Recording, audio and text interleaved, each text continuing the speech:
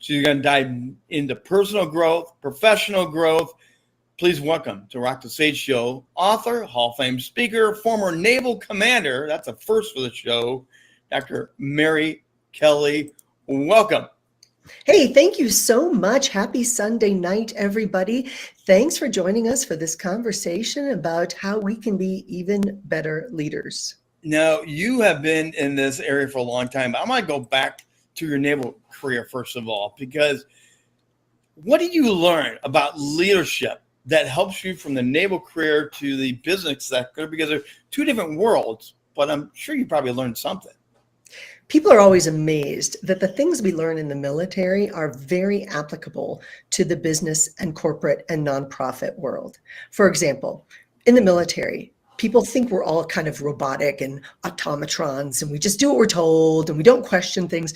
We question a lot. Wait, why are we doing this? Are we doing this the right way? Is there a better way of doing this? Are we helping our people? Are we doing the right thing at the right time?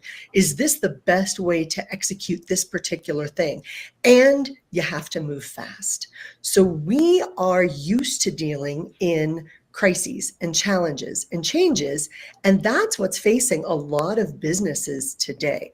So these decision-making abilities and the ability to look at a situation and kind of go, all right, I may not like the situation, but I need to figure out a plan to move forward. That's what our business leaders are facing right now.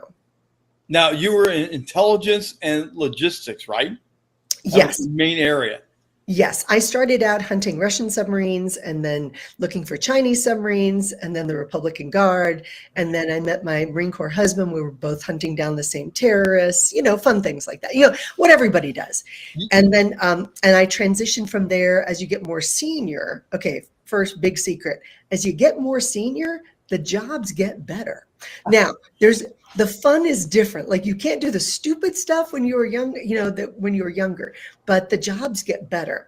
And I transitioned into more of the leadership role, running bases like Pearl Harbor and being the HR director for a couple thousand people from Oklahoma to the Middle East.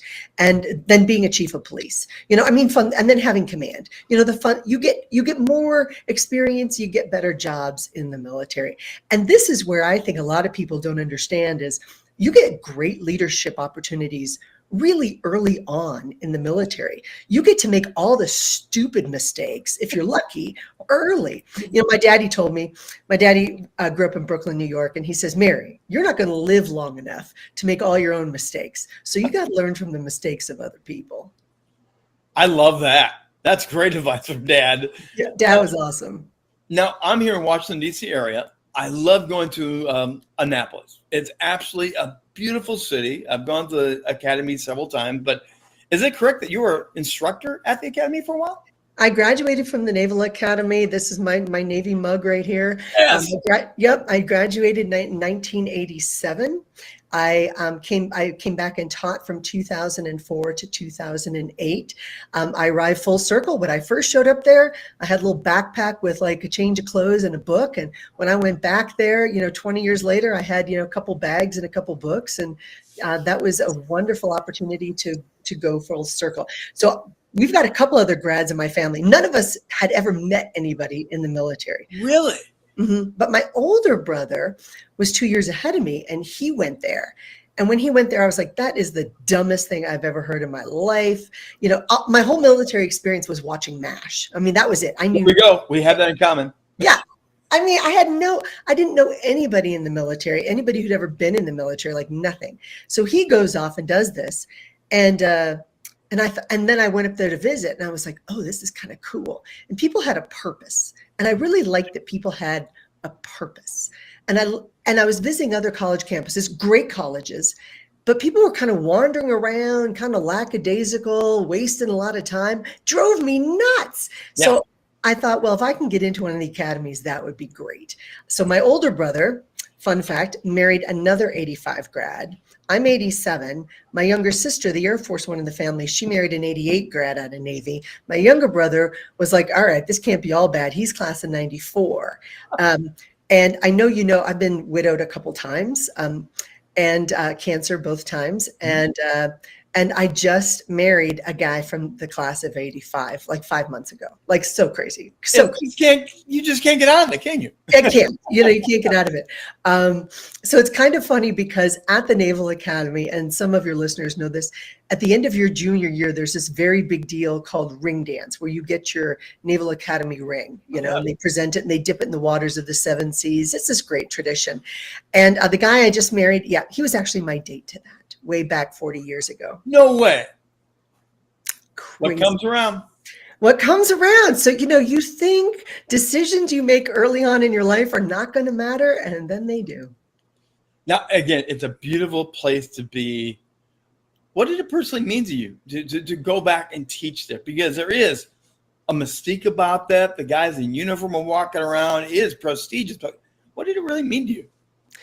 So I was nauseous. You first come back and you're thinking about what it was like to be a midshipman there. And, you still get a little nauseous every time you drive through the gate. You think you're going to be in trouble. And, you still have the nightmares where you're running for your chemistry exam and you can't find your uniform and you can't find your calculator and you can't find your cover and you're running down Stribling Walk. And, you still have these nightmares of, oh my gosh, I'm supposed to be taking an exam and I haven't been to class all semester. The same nightmares everybody has, right? And then you come back and you're supposed to be one of the grown-ups. And all of a sudden you go, oh, I'm one of those people. When I was a midshipman, I thought, wow, are those people old? And it was kind of nice. So what's great now is my students from then are now the people who have gone back to school, and now they're the instructors. And you get to have this legacy. And, I think in business, sometimes we don't consider the legacy option as much. You don't think succession planning as generations. In the military, a generation is 10 to 15 years. Okay. And in the corporate world, it can be an entire family generation. So it can be 40 or 50 years. You have to look at where when you think about a generation in business, what's a generation to your business? Is it a term for an executive director? Is it a presidency? Is it a CEO term? What does that look like in business? And for the military, a generation is just 10 or 15 years. And I look at people now and people ask me military questions. I'm like, I've been retired since 2008. I'm a dinosaur, because that's 15, 16 years ago. I'm a dinosaur. But the stuff you must have encountered right out of Tom Clancy novels, you must have really encountered that stuff yourself, I'm sure. A few things. A few things. I'll tell you, I miss the Cold War, Rich, and here's why. Mm-hmm. There was a sense of professionalism and a certain sense of respect. You pretty much either fell under Mother Russia or Uncle Sam. You were aligned with one of those back in the Cold War. Yeah. And everybody kind of knew what the playing field was. We knew the rules. And now there's a lot of rogue nations. There's a lot of military groups that don't have nation states. They are operating independently, and frankly, it's more dangerous. So yes, the Cold War was a scary time for certain reasons, but now there's uncertainties because of everything else. And if you follow the geopolitical side, because I still do, the military is like Hotel California. You can check out, but you never leave. You're never out. You get out of it. And you're still part of the Military Officers Association and the VFW and the Alumni Association and all of that. And I'm still very closely aligned with a lot of veterans groups. And we do try to kind of get the word out for businesses. Hey, hire veterans. We're not crazy people living under bridges, which is what a lot of people were portrayed at after Vietnam. These are people who understand mission, vision, goals. They understand how to get things done. Are we all angels? Oh, no. Oh no, we are not. We are not all angels. No way. But look around your organization and wonder if maybe a little shot of some military might help your organization get things done. So before we transition into the business world, well, we're going to spend a lot of time here tonight. I do want to go back. I read a phrase that you love being in the Hall of Fame of speakers. You love it. Now, as a fellow NSAer, fellow onstage speaker, I know Hall of Famers. We've had many Hall of Famers on there, but you said it. You really, really love it. Why do you love it? Because it's a group of your peers who kind of give you the thumbs up. And we as peers, nobody judges you more harshly than your peers. When I show up in front of a military audience, I expect to be judged harsh, because they know what I know and I know what they know, and I better deliver, And it's kind of the same thing in the Hall of Fame speakers. They're sitting there going, all right, what do you got? What do you got? What do you got? And so the fact that this group of amazing people thought it was okay to extend the invitation for me to sit at the big kids table at Thanksgiving. Yeah. Oh my gosh, that was amazing. And I got inducted back in 2020 when our conference was virtual. So I got to deliver my acceptance speech actually with a glass of champagne in my hand. There you go. That doesn't happen too often. Even It doesn't. It never happens. So people were saying, "Oh, that's so sad that you didn't get to be on the big stage." And I was like, "I'm good. Like I got to sit in my studio with my glass of champagne, and I was just so honored to be invited to the table." And then I went on to become the chair of that council for a while, and that was a huge honor as well because you get to know people even better. But more importantly, you get to serve. And really, that's what leadership is about, is the opportunity to get in there and serve and see things in a different way and figure out solutions. And for some things, as a leader, it's easier for us to do certain things. It's harder for other things, but as a leader, some things are easier for you. So that to me was just a huge honor to be both inducted and then to serve that council. That's two amazing fraternities to be a part of, the Navy and the Hall of Fame speakers. Those are special elite crowds you're in. It's an amazing club to be part of, both the military, our NSA family. Yeah. And let's face it, everybody's looking for belonging. Everybody is looking for that family outside of your own family. You're looking to be accepted and respected and valued. And some people get it at work. And I'm really fortunate that I've had that at work because of what we get to do. So let's turn the corner and get into the business world here, because in the military, I'm sure you've dealt with stress, and business owners, leaders, top tier leaders are dealing with stress at a whole different level right now. What's the first thing you want to tell leaders about the world of stress and how to deal with it? So some of my executives, so I do some executive coaching. Executive coaching is all levels. It's not always the top tier. Sometimes it's the middle. Sometimes it's the folks who are just coming in and they're like, this is great potential. You know, you need to help with this. So they get real excited. I'm like, hang on, did anybody die today? And they're like, well, no. I'm like, okay, then this is all manageable. And they're like, but I'm like, it's still important, but nobody's actually dead. So having said that, let's frame this properly. Now we just need to make a series of correct decisions that's going to help us move forward. So let's look at the situation. I'm always like, what's the best option out of this situation? This. Okay. What's the absolute worst that could come out of this? Here's this. All right. So here's the big secret. Even the very worst is something you can probably live with. And it's not going to be the very worst. It's going to be something in the middle. It's not maybe going to be the best, but it's probably not going to be the worst either. And our brains are hardwired to go to the worst. You know, we think, oh my gosh, this is the worst thing ever. Yes. And uncertainty plays a huge factor in that. And let's face it, Rich, the world is an uncertain place. Oh, yeah. Look at the geopolitical issues, look at the economic issues. Look, you know, I could talk for days about the economic issues as well. Let's look at domestic issues. Let's look at workplace issues. There's a lot of uncertainty. And what I tell my leaders also is, you can look at the big world issues and then let's look at your workplace issues. But keep in mind, if your people are having a personal crisis, they don't care about your workplace issues. They don't care about the geopolitical issues. They don't care about the fact that Russia is still in Ukraine and the Middle East is still a crazy place. I mean, they don't care. If they got a diagnosis, that's what they're focused on. If their kid went to the emergency room overnight, that's what they care about. If they had a flat tire on the way into work this morning, that's what they care about. Their personal crises are trumping your workplace issues and the geopolitical issues. So we have to lead the way they need to be led in that moment. And, you know, there's a lot of conversation about, oh, how do I lead boomers? How do I lead millennials? How do I lead, you know, Gen Zers? And one of my Army generals told me, he said, you know, Mary, you don't lead demographics. You don't lead Army people. You don't lead Navy people. You don't lead men. You don't lead women. You lead individuals. And I just thought that was the best. Ooh, that's really good. Yeah. Everyone put a pin in that right now. You lead individuals, not demographics. Label and brand. No, you lead individuals and you lead in a way that works for them in that moment. So what some what sometimes people need, and I would ask my students this, I got to teach at the Air Force Academy too. I was a civilian when I taught at the Air Force Academy.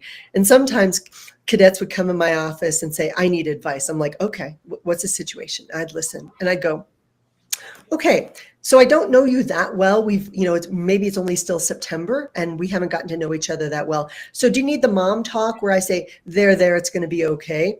Do you need the Navy commander talk, which is I'm going to kick you in the butt and tell you to get off your butt and stop whining and get to work? Do you need the professor answer that is now? Here's what's probably going to happen. So very systematic, like which piece of advice do you need? And they would think about it and they're like, maybe I need the Navy commander kick in the butt today. I'm like, okay, all right. So keep in mind those other options are available. I'll tell you, you can do this. They're there. Also, systematically, this is going to be in place. But here, this is what you need to do right now and stop whining. So sometimes people know what they need. Sometimes they don't. And sometimes they're like, maybe all three. I don't know. What do you think I need? I don't know. So sometimes you got to give people the options of which leadership style they need in the moment. Door 1, door 2, door 3, and boom. Now, in keynoting, you do talk about strategy, better decisions, and fast results, which I teased up earlier. I'm really interested in the better decisions. Why are we making bad decisions, and what does it mean to make a better decision? Because I've heard it, like I said, from so many different people, and they're like, I did this, and it went bang, splash, boom. How do you make better decisions, and why are we not making good ones now?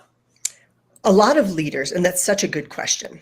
A lot of leaders during COVID made zero decision because they were so afraid of making the wrong decision that they made zero decision. So we're all familiar with the idea of, fight or flight. When faced with a challenge, fight it or flee it. But there's also freezing and fawning. Freezing is you're deer in the headlights. You do nothing. You just stand there and look at that car that's coming at you. And we got a lot of that going on right now. We are so open everywhere. So much. People are so fearful of making the wrong decision that they're making no decision. The fawning is they think, oh, if I make a popular decision, if I placate my loudest complainers, then somehow the problem's going to go away. Here to tell you, that's not how it works. That is not what happens. You placate your biggest whiners. That's a worse decision. Now, keep in mind, there's two different kinds of complainers in the workplace. There are complainers who complain because they love to complain, and they will complain about anything. If the good Lord was your boss, they would complain about that too. There's just no pleasing these people. But then you've got people who complain because they want to make things better. Those are the people you listen to. And if you can hire those people, they will point things out that you really need to hear, especially when you don't want to hear it, and you got to listen to those people. But here's where people in leadership go wrong. They fail to take good decisions. They make decisions because they want to be popular and not because it's good for the organization. They want to feel good themselves, and they want to go home going, I made people happy today. Yeah. Okay, if you're in the job because you want to be Miss Congeniality, you probably need to find a different job. You need a different role. You may stay at the same company, but if you're in a leadership decision place and you're making decisions because you personally want to feel good about yourself and be popular, these are easy decisions that will make things hard in the long run. What I want in my organization is I want somebody who's going to make hard decisions that are going to make things easy in the long run. And that's the difference. We have to make hard decisions now, and that might mean firing people. It might mean repositioning people. It might mean redistributing resources and budgets, and people are going to complain. And you have to be willing to make some people unhappy because it's a good business decision. And if you're not willing to make some people unhappy, you're never going to make everybody happy, including yourself. So are we mistraining leaders as we develop them? Are we not teaching them how to be risk takers and decision makers? Correct. We are teaching people to be risk averse, which is very dangerous. Yep. And we are teaching people to make no decision is better than taking any decision. A Navy ship, in the middle of the ocean. You Yeah. got to pick it. You got to pick a direction. You got to go some direction. Yeah. You can tweak it later, but you got to go in some direction. Otherwise, you're floundering. And a lot of people I see floundering right now, Rich. And it's sad to see because they're running themselves ragged, doing day-to-day things that are keeping them busy, but they're not being effective. That's a great term because we are staying active. I'm very busy. My calendar is filled up. And then they go, but I'm not going to decide anything today. We'll talk about it next week. Yeah. So they're filling the void with busyness, but they're not moving the line any. And they think they're succeeding. Right. And one of the questions I love to ask, I tell my leaders, hang on, these are your top people. Yes. If they can't handle difficult conversations, you need a different team. Or maybe you need a different approach. And maybe the approach, and let's start here, is trusting your people to deal with tough things. People can handle tough situations. You know, the average age on board one of my aircraft carriers, and they're all still mine. They're all mine. The average age is 19 and a half years old. Wow. And we ask these people to do tough things, and they can do it because, frankly, we expect it. We expect people to do hard things. People can do hard things. Give them the opportunity to step up to the plate. Oh no, but we don't want to put this on them. We don't want to. It's their job. Yes. And if you continue to not expect people to rise to your expectation, they're not going to do it. So let people have the opportunity to do what's tough.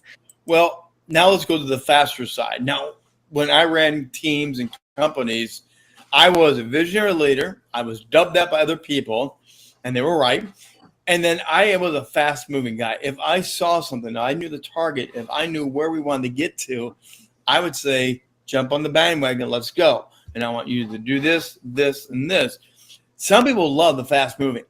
And some people were like freaked out, be like, we haven't asked that question. We haven't answered that question. We haven't budgeted for that yet. But you want us to move. Why is speed such a problem for people? 3 reasons. First, and the first one, and this is where I have a resource for your group tonight. Aha. You are a competitor. A competitor moves fast. They make fast decisions. They can see what needs to be done. In order to get along with you well, people show up. They show up early. They cross things off your list. They take things off your plate. They get things done. Yep. Now, that is one leadership style. There are 4 main ones in the assessment that I have. You're a competitor. The acronym is CAMP: competitors, analyzers, motivators, peacemakers. And then there's 4 other combinations. So really there's 8, but we focus on the 4. If you're an analyzer, it is your nature to ask questions and to know as much of the detail as possible before moving forward. These people will make you crazy. They make you crazy because they go, well, what about this? And what happens there? Where's the budget? And how are we going to do this? And is this going to be on Tuesday or Wednesday? And if we do it on Wednesdays, then we're going to have to reschedule the Wednesday things. And then that's going to be on Thursday. And then we've got to figure out how Mike and Sally and Tom are all going to fit into this. And you're going, look, we're going to move forward, like figure it out and make it happen. They're like, well, I'm not really sure how we're supposed to make that happen. Do we have a resource for this? Do you have a budget? Do we need a committee? Is there going to be a meeting? And these people make you insane. And meanwhile, the peacemakers are like, okay, now let's figure out a win-win for everybody. And the motivators are like, yes, a new idea. Let's move forward. I have no idea what direction I'm going in because I'm thin on the details, but I am excited about it. Okay, so these are the 4 leadership styles. None are better than the other. They're all different. And in their resource link I'm sharing with your folks, people can take their own. It's totally free. And they can figure out what style they are. What we need to remember is our style is not the same as other people. Yes. And in an accelerated rate of change, the competitors are like, yeah, let's do this. The motivators are like, not sure where we're going, but we're excited about the ride. The analyzers are nervously holding back because they're not sure which train they want to get on. Now, these are people who are great at number crunching. They are great at figuring out the minutia. They are great at putting the plans together. These are the people you trust to do those things. And then there's the peacemakers who are reliable. They get the things done. Once you tell them where to go, they make the things happen. They will be the ones who say, which are your top priorities? Tell me which direction. They are great friends. They are loyal. So there's a place for everybody. Everybody's got a place in the choir. We need them all. But to lead change, Yes. we have to understand not everybody works like us. Not everybody embraces the change. And for the competitors of the world, the habenula, that part of our brain that manages change, accepts the change really quickly. For everybody else, it takes a little longer. We just have to accept that. But then once people make the decision, and here's what's helpful. This is number 2. Once people make the decision to make the change, all of a sudden things get suddenly easier. It's like if you decide you're going to go to the gym. All right, you don't want to go to the gym. Nobody wants to go to the gym, but you lay your clothes out and then you think, am I going to go to the gym? See, thinking about going to the gym, we're back to that gym metaphor. See, that puts you in a state of uncertainty. That's not good. But if you wake up in the morning, you slept in your gym clothes, the shoes are by the bed, and there's no decision because you're just grabbing your keys and heading out the door, then there's no decision to be made. You feel fine because you're not having to make a decision. See, the uncertainty of the decision is the problem. And then you get to the gym and you do what you're supposed to do because you're already at the gym. There's no decision. Of course, you're going to do your workout. So for many people, it's the uncertainty of the decision that is difficult. And the habenula will hang on to that uncertainty until you go, no, we're going to the gym. Click. You turn the switch. And then it goes, okay. So again, we have to trust our brain to switch once we make that decision. But the third reason why people are struggling with the accelerated pace of change is because there's more to know. And right now, CEOs are being fired and resigning at a faster pace because of 3 reasons. They're not handling the pace of change that is revolving around financials, the people side, and regulatory issues. There's just more to know. So when you think about that, there's simply more to know. There's more variables. People say leadership now is harder than it's ever been.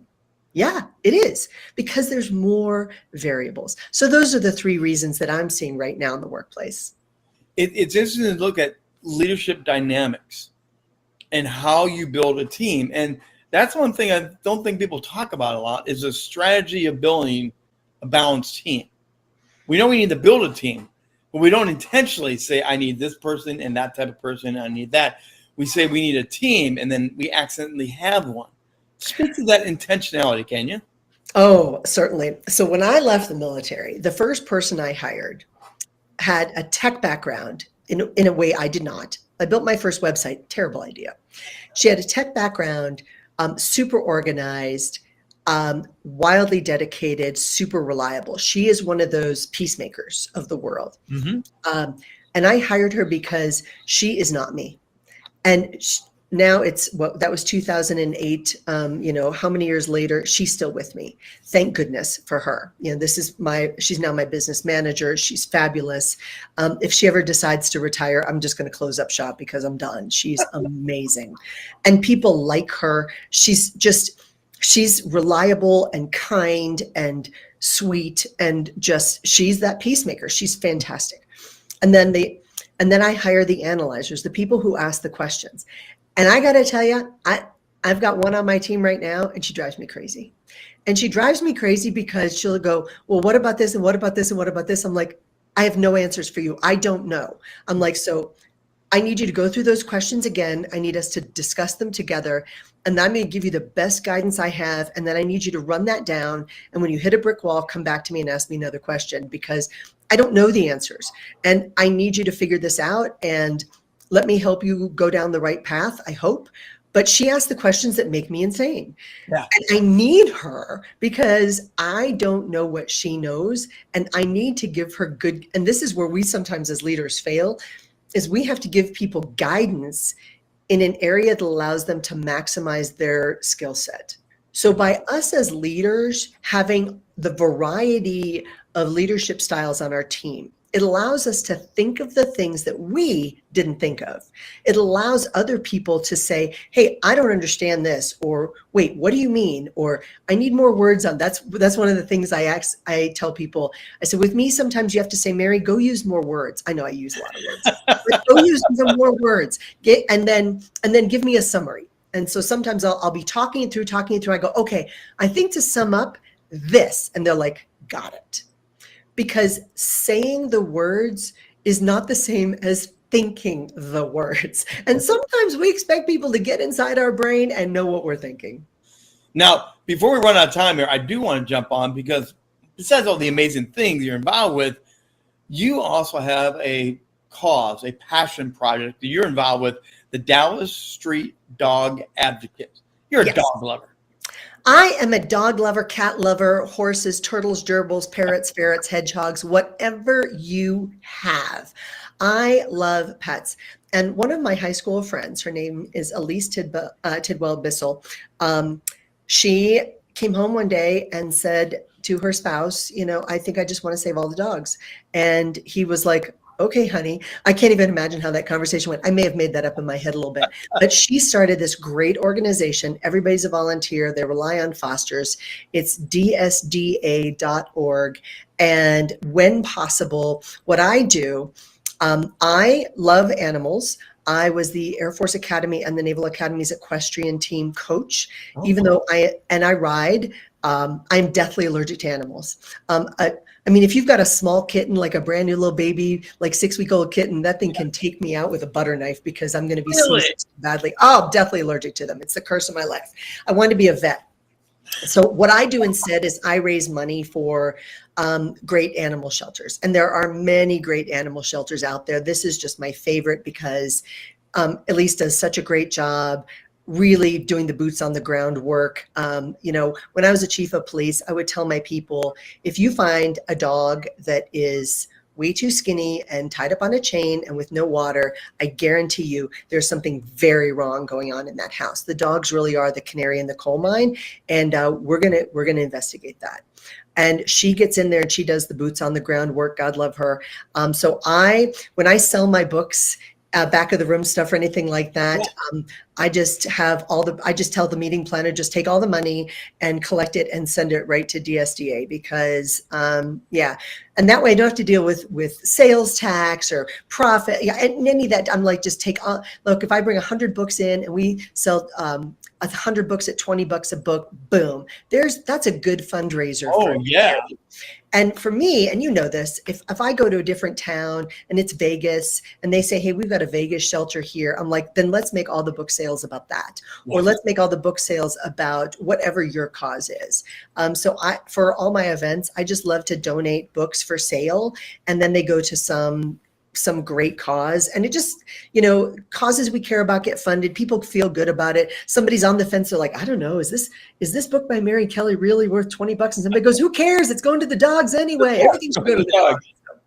That's a great slogan. My books go to the dogs. My book, everything's gone to the dogs. I have a hat that says sleeps with dogs. My husband loves By the way, Mary's got 15 different books at last count. Do you have another one in the works, Mary? I do. I just came out with Stop Procrastinating Tomorrow. That's a great one because we all procrastinate. It's Kindle. It's on Kindle right now. You don't need a Kindle to read it for 99 cents. So if you grab it and you want to send me an email, I'll send you a link to the free resources. If you buy the actual paperback, it's a whopping $7.99, I think. I needed a book that people could get through quickly and get resources. So Stop Procrastinating Tomorrow. Let's get the things done. And then my 2025 book that I have a copy in my hand as of Monday of last week, the 18th. It is called You Next, a step-by-step guide to taking charge of your career. This is the book you wish you had at 25. This is the book you're going to get for your 30-year-old kid. This is the book that you're 32 years old. You're trying to have it all. You're trying to figure out your life. This is the book, You Next. You are a prolific writer, and I still don't have my first one done. But I've got 3 in my head, but I don't have them done. I'm always working on the next manuscript. And so for me, it's a way to get all the thoughts out of my head and into a place where I can share them. I started writing Stop Procrastinating Tomorrow during COVID when people were just freezing. They were the deer in the headlights, not doing anything. So I wrote it during COVID, the bulk of it. And then during COVID, people were not ready for that message of, hey, let's get things done. And now, and in 2024, they're ready for the message, let's get things done. So this has done very well. Thankfully, so grateful of Stop Procrastinating Tomorrow has done well. And it's an easy read. You can sit down and read it in an afternoon on a plane. And then you go, you know what? I can do this. And I get the fun thing about writing books, and this is why you've got to get your book out, Rich, is people will send you mail, which is just the greatest thing ever. Like people think, wait, you actually get mail? Yeah. Somebody goes, because of you, I was like, you're right. I need to plan my vacation. I need to have the baby. I need to get a puppy. And you're just like, this is so great. Just take the action. It makes me so happy. So I love hearing from people. It's the best. Well, here is your free gift offer stuff. Hit the QR code. And Mary, what are they going to have with the free offer deal to get here? This is so fun. It's productiveleaders.com/podcast. And this gives you that leader's blind spot and superpower assessment that I talked about. It takes about 3 minutes. It's based on the science of DISC, but it is not DISC. It takes 3 to 4 minutes if you're drinking, 3 minutes if you're not. So do it now. Do it now while you're thinking about it. Make it a fun family game. Do it at your dinner table. Do it at a cocktail party. Do it at your business meeting. It's going to tell you your profile. And then it's going to send you the results. So the results are individually based, and you're going to go, oh, that's why I'm making my wife crazy. Oh, that's why my assistant keeps asking me questions. Oh, that's why my controller wants a weekly meeting. And all of a sudden things are going to make sense. And your own superpowers, you're going to go, oh, I do that. I am amazed. And then you go, ooh, ouch. That's there. And then there's a bunch of free resources on how to grow your leadership profile, your leadership improvement plan for you, the people around you. It's a bunch of my 5-minute plans. It's some of my predictions for the next year. It's my 12-month planner that increases efficiency. In there is my productivity sheet. I do one of these every day of my life, every single day, on what you need to do to get the things done and make the right decisions. Wow, definitely. Hit that QR code. Get all the – she said she brought a bunch of stuff to give away. So there it is. You have that QR code, free. Commander Mary Kelly, what is the best thing that you want to leave? You mentioned the word legacy earlier. And that you got a lot more runway. You got a lot more time to go. But what is the imprint that you want to leave behind as you work through your career? So the word that I strive for was coined by George Kanahele, and it's a Hawaiian word. And it means, the word is kina ole. And it means do the right thing at the right time to the right person with the right spirit every time. And if I could just be remembered for doing the right thing, that would be great. Because as I said, you're not going to live long enough to make all the mistakes yourself. And I make mistakes every single day. I just try to be a little bit better today than I was yesterday. And some days I feel like all I'm doing is breaking even. And some days it's a loss, so we just have to keep trying, keep moving forward, keep trying to do the right thing.